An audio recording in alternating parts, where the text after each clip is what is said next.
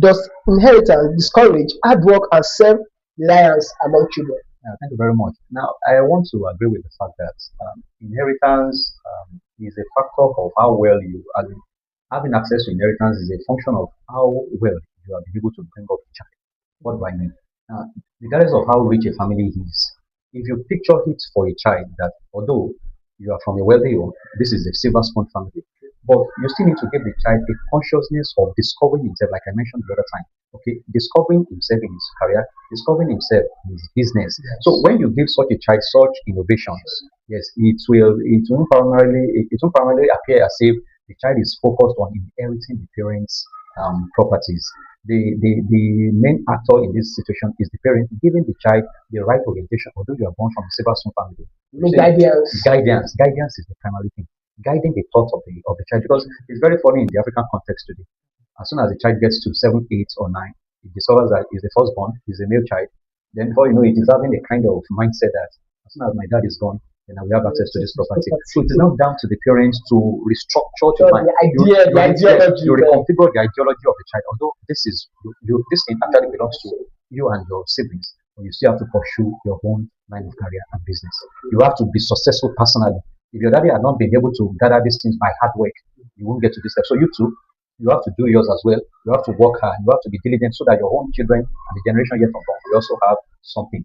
I have a question I wanted to ask you, Department, concerning the equality when it comes to sharing of property. In Yoruba land, we believe that it should be 50-50. Okay. And if you look at the eastern part of Nigeria, the female are not allowed to take part of any other parent's property. Now, to you, what do you think should be the ideal thing when it comes to sharing of property among genders? I want to believe in the school of equality, regardless of whether the first child is a female or the first child is a male. Whether it is in the eastern part, the southern, or the northern part.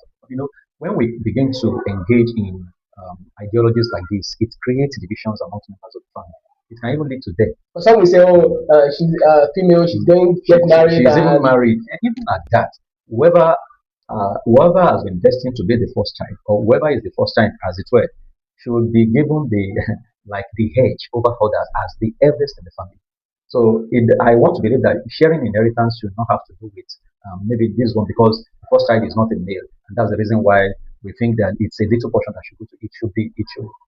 Yes, it should be a balanced thing in order not for us to have divisions amongst members of the family. Thank you so much, sir. Moving on to the next question: Should a parent's wealth be redirected to charitable cause instead of being passed down to their children?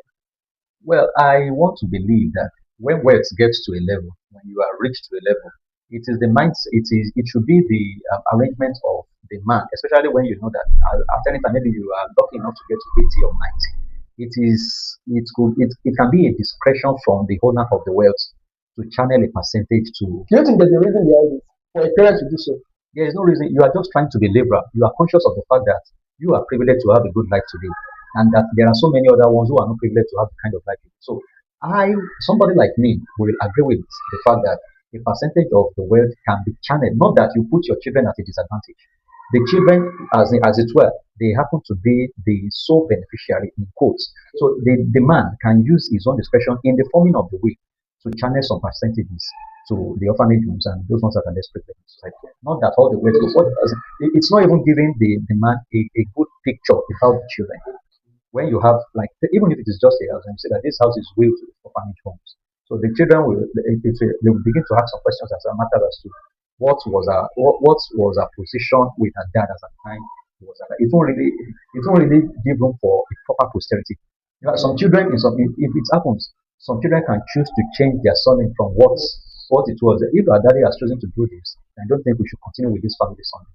So because I wanted to ask actually, because when it comes to that, actually, for parents to maybe give out the property to the charitable organization, I always think maybe it's due to the negligence from the children. Maybe they could not handle the property well. Maybe that was one of the reasons actually. Well, even at that, I still don't want to. I don't want to believe in the fact that the children should be put at a disadvantage, because if such has happened, the children might not actually take care of the property very well. We should ask the parents this question that matter: how did you bring them up? I mentioned something about upbringing the other time. Whichever thing, I think there is a particular saying that says, train up your child in the right way. So when he is old, he will not depart from. And even in the same part, you have to train up your child in the right way so that you can also have rest at old age. So if such happens, it boils down to the fact that there might have been some lapses in the path of upbringing from the parents.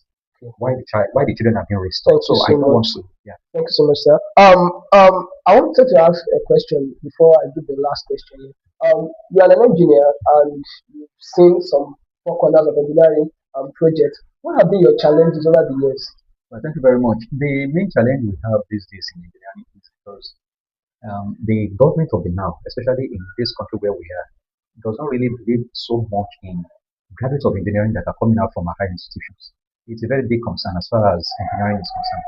If you look at our society today, you discover that the practice of, and we have a lot of our children going into different federal universities, private universities, studying electrical, mechanical, petroleum, and all that. But in the long run, you hardly see about 5% of them gainfully employed in the engineering companies.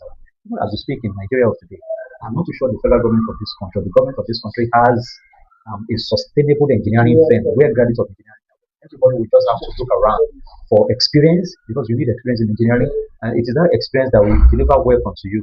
so what After you're trying to say is the government should come in yes, some aspect by giving out the employment it's not even giving out employment. There should be establishment of engineering firms. firms. Like most of the contracts you see around, you discover that expatriates are being brought from abroad to come and work here, where you have a lot of domestic and local engineers that graduated from our own institutions that can deliver results. Let me tell you something. When it comes to even all practices apart from engineering, if the set of Nigerian graduates we have, if they have the kind of privilege and the white men, if they have the kind of privilege they have access to technological devices and the rest of them, I want to believe by the reason of the kind of enormous stress that they have gone through, they can deliver even more than them.